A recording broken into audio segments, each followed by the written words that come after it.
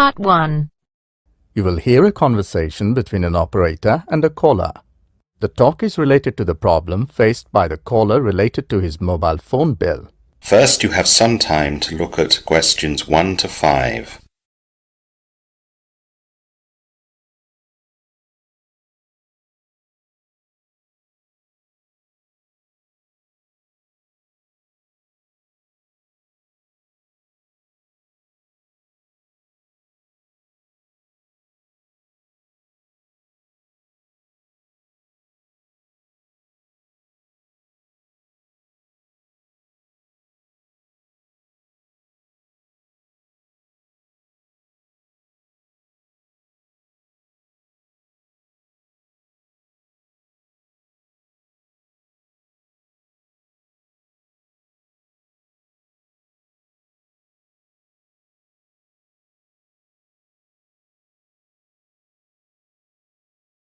Now listen carefully and answer questions 1 to 10. Platinum Phone Service. Rubina Martin speaking. How may I help you? I'm facing a problem regarding my phone bill. I think this month the bill is a little higher compared to the previous months. I haven't used this number much this month. Okay. What is your mobile number? I have to check on the system.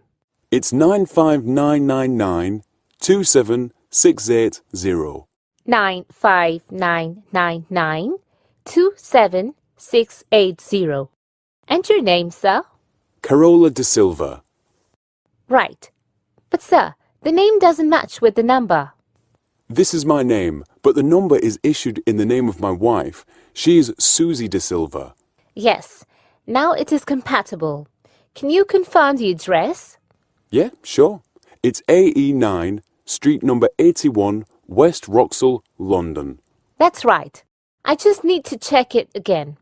It's Susie de Silva, SUZIEDESILVA, AE9, street number 81, West, Wroxall, ROXHALL, London. Absolutely correct. Before the conversation continues, you have some time to look at questions 6 to 10.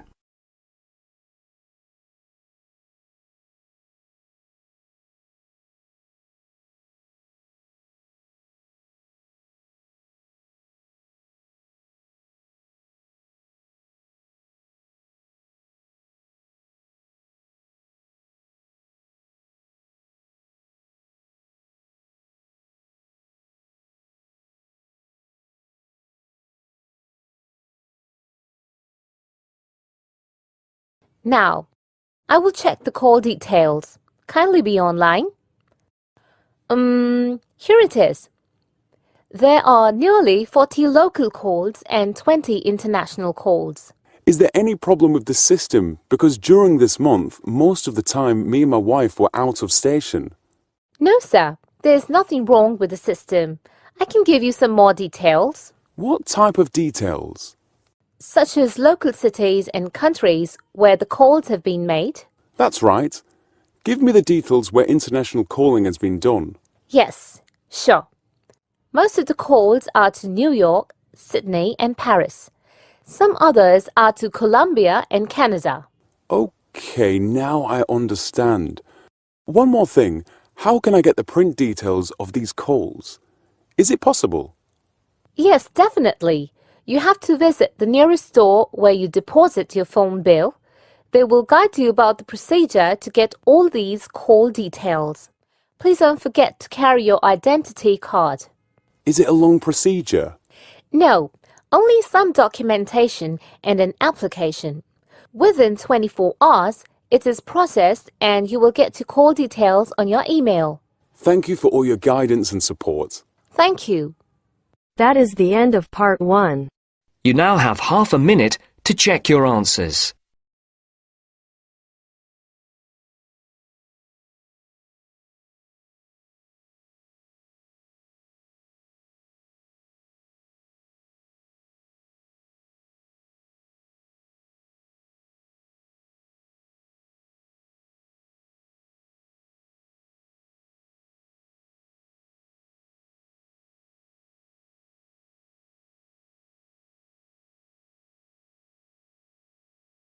Now turns to part 2. Part 2. You're going to hear a newsreader who is telling news to the people. First, look at questions 11 to 16.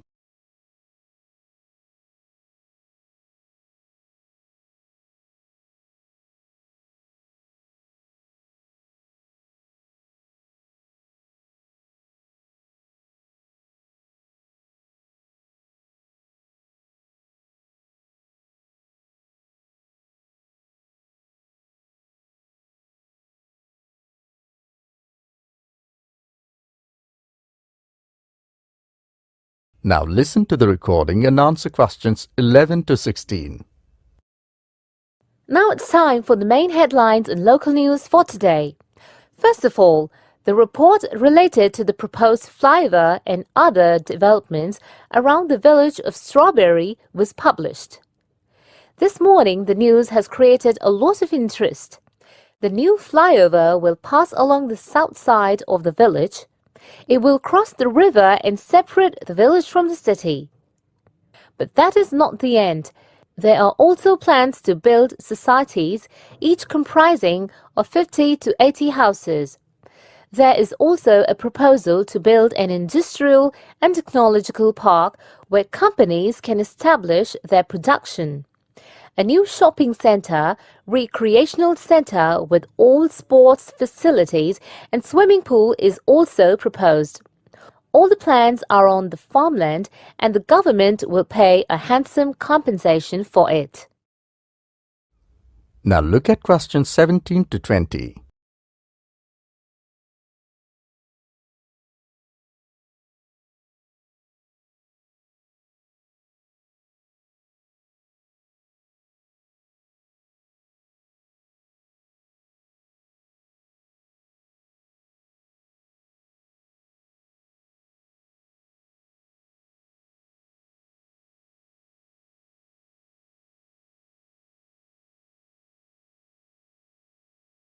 As the talk continues, answer questions 17 to 20. Another hot news which is different is that the government is planning to change the recruitment procedure. The new government is planning to hold more competitions and recruitment will be directly on the merit criteria. It seems that this year students will have to face cutthroat competition. There will be 2 exams, one preliminary and the other mains. Every deserving candidate will be given a chance to take the exam. And now for something quite different. This year's exams results have been declared and there are a lot of happy faces. It is the first time that 100% success rate has been declared for senior secondary exams. It seems that a huge rush will be there in the colleges to get admission. We spoke to many principals of schools and colleges. They are very happy to see the result and the success rate. There will be another new bulletin at 6 p.m. Till then, have a good day. That is the end of part 2. You now have half a minute to check your answers.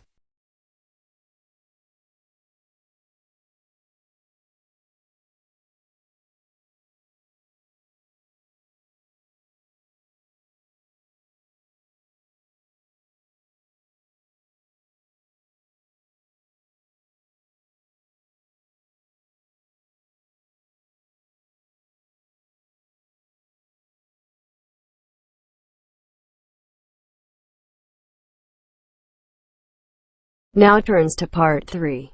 Part 3. In this section, you will hear a conversation between a lecturer and his 2 students, Clark and Lucy. The conversation is related to the marks scored in essays. Look at questions 21 to 25.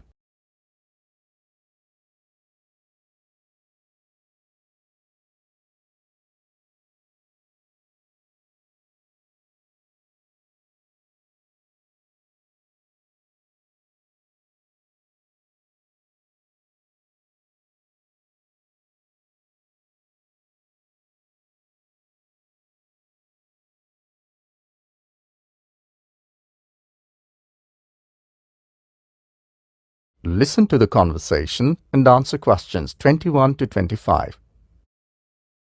So, Lucy, here's your assignment. And Clark, you've already got yours back. Anything you want to ask or any comments? Yes, I would like to discuss the marks pattern, distribution and marks towards final grade. Well, in one academic session, you have to write 5 assignments. Yes, that I know. And each essay is marked out of 20, which gives you a total of 100 marks. Yes, that's right. The total grading is divided into 2 parts. One is written and the other is your 5 assignments. Both are awarded 50% each. Right, so the 5 assignments contribute to 50% of a final grade for the year. Yes, absolutely correct. I scored 16 out of 20 marks for this assignment, which gives me 8 towards my final grade. Yes. And Lucy, how about you? I scored 14 for this one. I've got 7. Yes? Do you want any clarification? Yes, I got very less in this assignment, while in the previous one I had got 18 out of 20. Same with me. Got 18 in the last, and now only 16. Okay, I have to move for my next class. Do you want to ask anything more? We both want to know the difference. Okay. Now look at questions 26 to 30.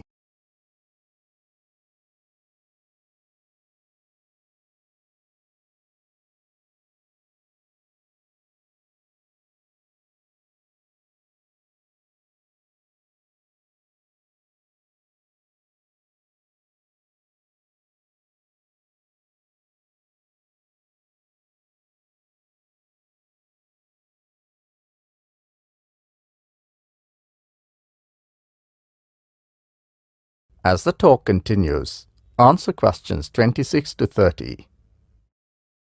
You gave me 16 for this assignment and 18 for my previous one. What is the difference? Was the last one better than this? Well, the previous one was remarkably different from this one. Oh, really? Yes, I found that you had spent quality time preparing it. There were quite a lot of relevant examples. You even found some information that I was not even aware of. Your sources were very sound. Even I checked their authenticity before awarding the marks. The answers were well organized and the style of presentation was also elegant. I found you really worked with full dedication. Oh, thank you very much for all your appreciation. I must say that your previous assignments was a masterpiece amongst all students. Yes, it took me a very long time to search the information first and then put it into a systematic way. It was really burning lamps at night. How long did it take you to prepare it? Frankly speaking, for my first and second assignment, I only scored 12 and 14, which was really shocking for me. Then I contacted some last year students and read the assignments of those who had scored the highest. There I got an idea and started working from the same day when the assignment was given. Discipline, dedication, and determination brought the results for you. Can I rewrite this once again? I'm sorry, but it's impossible. Is there no way to improve it? I'm afraid not this time, but don't worry, you can cover in another 2 assignments. And you, Lucy. Well, to be honest, I'm happy with my marks, because the efforts I made got me good results. The best part of your assignment is that you gave quite a long list of source material, which I found very well. But to tell you about the presentation, it was a little unorganized and informal. Seems to be a duty to submit. Yes, you are correct. This time I didn't spend much time on it, as I was busy with some other things. But you should not take your assignment casually. They make 50% of your achievement. Yes, sure, next time I'll present it more seriously. Thank you for your support. Thank you. That is the end of part 3. You now have half a minute to check your answers.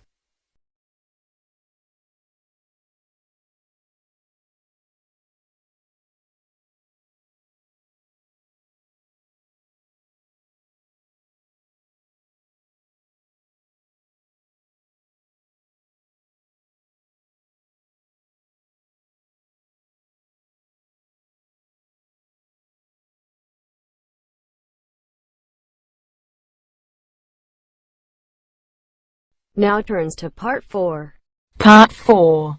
You will hear an extract from a talk given by a lecturer from an archaeology department about moist broadleaf forest, Amazon rainforest. First, you have some time to look at questions 31 to 40.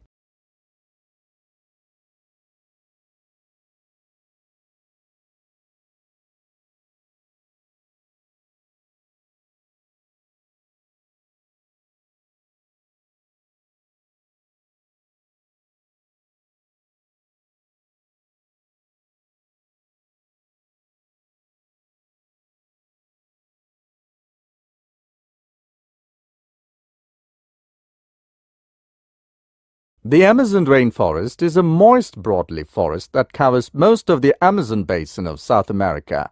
This basin encompasses 7 million square kilometers, of which 5,500,000 square kilometers are covered by the rainforest. This region includes territory belonging to 9 nations. The majority of the forest is contained within Brazil with 60% of the rainforest, followed by Peru with 13%, Colombia with 10%, and with minor amounts in Venezuela, Ecuador, Bolivia, Guyana, Suriname, and French Guiana. States or departments in 4 nations contain Amazonas in their names.